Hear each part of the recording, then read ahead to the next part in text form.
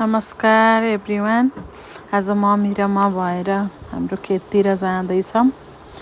जाँदा जाँदै चाहिँ अब पँधेरो आउँछ। पँधेरामा कति फोहोर भरेछ पँधेरा, तर पानी चाहिँ एकदमै मिठो सफा पानी आउँछ यहाँ। मैले हात पनि थापेँ, हात थाप्न मन लाग्यो मलाई। खेततिर जाँदैछौँ। यो चाहिँ म पढेको स्कुल हो। मैले 1 बाट 5 सम्म पढेको स्कुलमा। खेतमा चाहिँ मम्मी गएर बिउ काट्न थालिसक्नु रहेछ।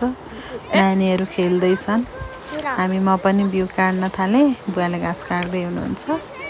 अब यहाँ पछि चाहिँ अब बुवाले पानी लाउनुहुन्छ। नानीहरू नाच्दैछन्। उहाँ रमाइलो भएछ तिनीहरूलाई खेल्न पाएर।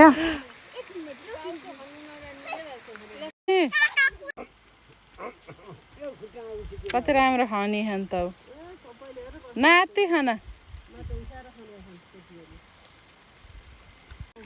बुवाले उहाँ नातिनीको इच्छा पुरी गर्न लाउनु भयो।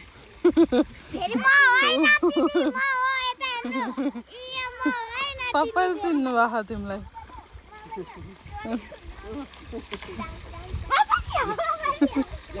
रमाइलो यस्तो छ यहाँ।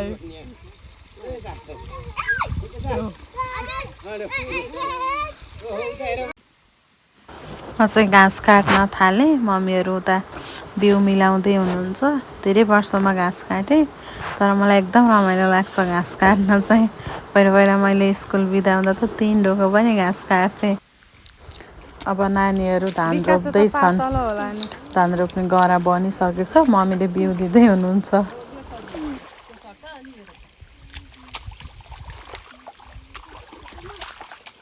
फाइनल्ली गरा चाहिँ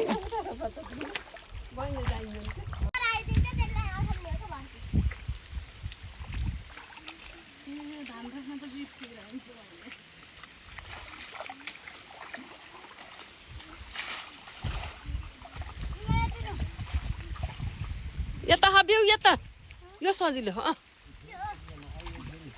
हामी अब बिस्तारै सबैजना मिलेर रोप्छौँ। त्यसपछि चाहिँ हामी बिस्तारै घर फर्किन्छौँ। यति सकेपछि